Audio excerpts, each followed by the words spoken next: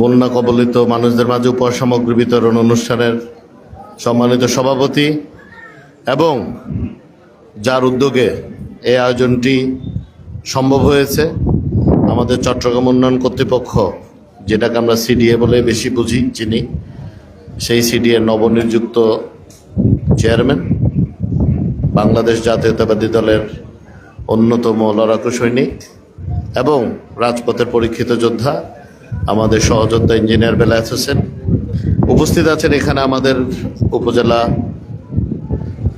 নির্বাহী কর্মকর্তা সহ, আমাদের ওসি সাহেব সহ, প্রজেক্ট ডাইরেক্টর সহ এবং সিডিএর ঊর্ধ্বতন কর্মকর্তা সহ আমার দলের জেলা, উপজেলা, পৌরসভা পর্যায়ের এবং মহানগরের অনেক নেতৃবৃন্দ এবং সবচেয়ে গুরুত্বপূর্ণ হচ্ছে এই এলাকার যারা আমাকে হাটহাজারীর ইতিহাসে সর্বোচ্চ ব্যবধানে নির্বাচিত করেছেন, আমার প্রিয় এলাকাবাসী, আসসালামু আলাইকুম।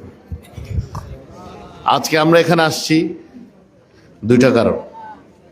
প্রথমত, আমাদের দলের চেয়ারম্যান এবং গণপ্রজাতন্ত্রী বাংলাদেশ সরকারের মাননীয় প্রধানমন্ত্রী জনাব তারেক রহমান এমপি মহোদয় একটা কথা সবসময় বলেন, সেটা হলো এই দেশের প্রকৃত মালিক হচ্ছে জনগণ।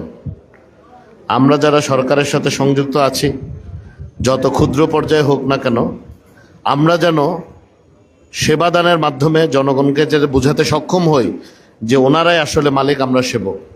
সেই কারণে আমরা আপনাদের কাছে এসে ওনার পক্ষ থেকে এই উপহারগুলো পৌঁছে দিচ্ছি। দ্বিতীয়ত, হাটহাজারী কিন্তু বন্যায় অন্যান্য অঞ্চল যেভাবে ক্ষতিগ্রস্ত হয়েছে সেই তুলনায় খুব একটা ক্ষতিগ্রস্ত হয় নাই। পানি উঠছে, পানি নেমে গেছে। এখন পানি উঠছে কেন? পানি উঠছে হলো মূল কারণ আমাদের যে নালাগুলো আছে, বিশেষ করে 1 নম্বর এবং 2 নম্বর ওয়ার্ডের, এগুলো ম্যাক্সিমাম অবৈধ দখলদাররা এটার উপরে আওয়ামী লীগের আমলে ওই একদম স্ল্যাব করে বিল্ডিং তুলে ফেলছে। তো আমরা অনেক জায়গায় এগুলো ভেঙে ফেলেছি, তাই না? এবং আমরা সামনেরগুলো ভেঙে ফেলবো, এটা যেই হোক না কেন। অবৈধ সরকারি জমির উপর এক চুল পরিমাণ অবৈধ দখলদার থাকতে দেব না, এবং এটার জন্য আপনাদের সহযোগিতা প্রয়োজন। কারণ এটার বেনিফিশিয়ারি, অর্থাৎ এটা সুবিধাভোগী হবেন আপনারা। পানি থাকবে না, নালা যদি ঠিক না থাকে, উপখালগুলো যদি ঠিক না থাকে, খালগুলো যদি ঠিক না থাকে, পানিটা তো আসমান দিয়ে যাবে না। তার মানে পানির উচ্চতাটা বাড়বে। এখানে আসবার সময় আমি দেখলাম মনে হয় মসজিদের একটা হাম্মমখানা খালের উপরে করছে না? হ্যাঁ, ওই তো অজুখানার বাথরুম করছে। এগুলো ঠিক না। কেন ঠিক না? এই জায়গাটা দিয়ে পানি যখন যাবে পরিষ্কার করবে কিভাবে? তো এই ধরনের কিছু কাজ আছে যেখানে আমাদের, আপনাদের অর্থাৎ স্থানীয় লোকদের আমাদের সহযোগিতা লাগবে। কারণ সুবিধা যদি পেতে চান, কিছু কষ্ট, কিছু ত্যাগ স্বীকার করতে হবে। এত বছর এই রাস্তাটা হয় না, এই রাস্তার কাজ কিন্তু একদম কাছাকাছি চলে আসছে, ইনশাল্লাহ হয়ে যাবে। এই 5 মাসের সময়ে হাটহাজারীতে 450-র বেশি উন্নয়নমূলক প্রকল্প অলরেডি শুরু হয়েছে, যার মধ্যে 390-টির উপরে সম্পন্ন হয়েছে। আমরা যেভাবে কাজগুলো করছি, যেহেতু আমরা এখানে পথে প্রান্তরে ঘুরেছি, আমরা যেহেতু রাস্তাঘাট চিনি, কোথায় কি সমস্যা জানি, দীর্ঘদিন ধরে 17-18 বছর ধরে তো এই এলাকায় ঘোরাঘুরি করতেছি, তো যেটা সবচেয়ে আগে দরকার সেটা করতেছি। তারপরে মানে আমরা একটা শ্রেণী ভাগ করছি যে সব একসাথে ধরে দেখা যাবে যে রাস্তাটা করলে 1000 লোক উপকৃত হবে, ওইটার সাথে 100 লোক উপকৃত হবে। রাস্তা যদি একই মাপে করি তখন একটা অন্যায় হবে, কারণ 1000 লোকের গুরুত্ব তো 100 লোকের থেকে বেশি। তো আমরা সেভাবে করতেছি। তো অধৈর্য হয়েন না, আমরা অবশ্যই পর্যায়ক্রমে হাটহাজারীকে এই চট্টগ্রামের মধ্যে একটি মডেল উপজেলা হিসেবে আমরা ইনশাল্লাহ আমাদের মাননীয় প্রধানমন্ত্রীকে আমরা ইনশাল্লাহ উপহার দেব। এবার একটা ভালো কথা বলি, আমাদের যারা ওই সাইড থেকে আসে, কুয়েস বুড়িচরের সাইড থেকে, এই এবার কেয়ারের রাস্তাটা একটা গজবের মতো, আচ্ছা একদম শেষ করে দিচ্ছি। তবে আসার ব্যাপার হচ্ছে, আমাদের ভাই মাননীয় চেয়ারম্যান সিডিএর, উনি দায়িত্ব নেওয়ার পরপরই আমি ওনাকে মনে প্রথমবারই এই কথা বলছি, এবং উনি সাথে সাথে ওই দিনই দায়িত্ব গ্রহণ করার দিনই আমার মনে হয় উনি ওখানে গেছেন এবং এটার কাজ ধরছেন। আশা করতেছি ইনশাল্লাহ এবার আপনাদের এই সমস্যার সমাধান হবে। উদ্যোগী মানুষ, এখন দেশে প্রয়োজন উদ্যোগী মানুষের। দেশের এমপি মন্ত্রী এইসবের প্রয়োজন নাই, বড় বড় কর্মকর্তা এখন প্রয়োজন নাই। এখন প্রয়োজন হচ্ছে দক্ষ শ্রমিকের। আমরা এই দেশে সরকারের পক্ষে দক্ষ শ্রমিক হিসেবে যাতে দেশের সেবা করতে পারি, এটাই দোয়া করবে।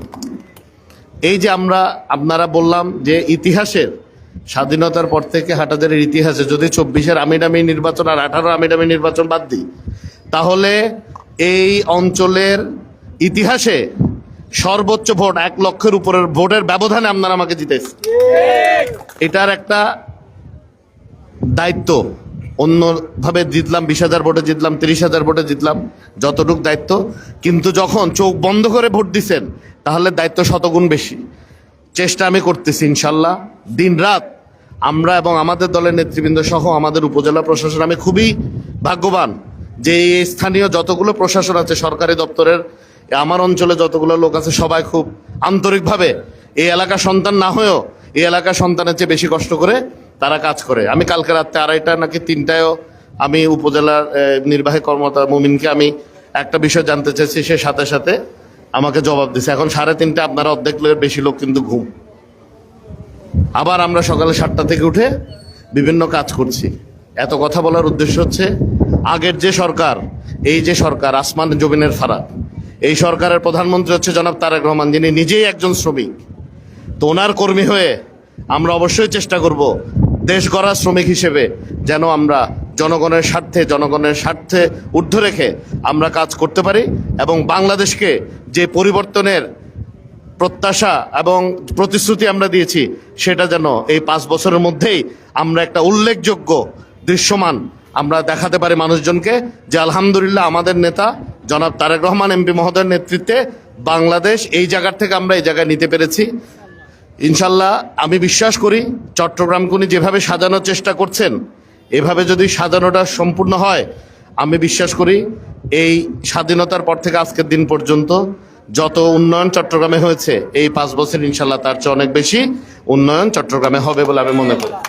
আমাদের যে মূল সমস্যাগুলো, যানজট, এরপরে জলাবদ্ধতা, এগুলা সমাধান করা খুব কঠিন কাজ না। কিন্তু এই সমাধান করতে হলে আমাদের সরকারি যারা আছি এখন আপাতত, তাদের সাথে কিন্তু জনগণের একটা সম্পৃক্ততা থাকতে হবে, একটা সহযোগিতার হাত থাকতে হবে। এখন ধরেন আমি বললাম যে এটা ভেঙে ফেলেন, আপনারা এখানে আন্দোলন শুরু করে দিলেন, আমি তো এটা ভাঙবই, কিন্তু সময় কিছু নষ্ট হবে। আমি আবারও বলি, যেখানে দেশের স্বার্থ জড়িত সেখানে কারোর সাথে কোনো আপোষ করব না। এবং আমি এটা খুব শান্তি লাগতেছে একটা জিনিস, যে আল্লাহর রহমতে শুরুতে কিছু সামাজিক বিশৃঙ্খলা ছিল, এখন আলহামদুলিল্লাহ 95% বন্ধ হয়ে গেছে বলে আমি বিশ্বাস করি। এবং এটা হয়েছে আমাদের দলের নেতাকর্মীদের দৃঢ় মনোভাবের কারণে, এবং আমার যারা এলাকাবাসী যাদেরকে যে দায়িত্ব দিয়েছি, তারা সে দায়িত্ব সঠিকভাবে পালন করেছে। এভাবে করে আমরা যদি কাঁধে কাঁধ মিলিয়ে একসাথে পথ চলতে পারি, অবশ্যই এই বাংলাদেশ একটি অতি শীঘ্রই স্বনির্ভর, সমৃদ্ধ এবং পৃথিবীর মানচিত্রে একটি মর্যাদাশীল রাষ্ট্র হিসেবে আমরা প্রতিষ্ঠিত করতে পারবো।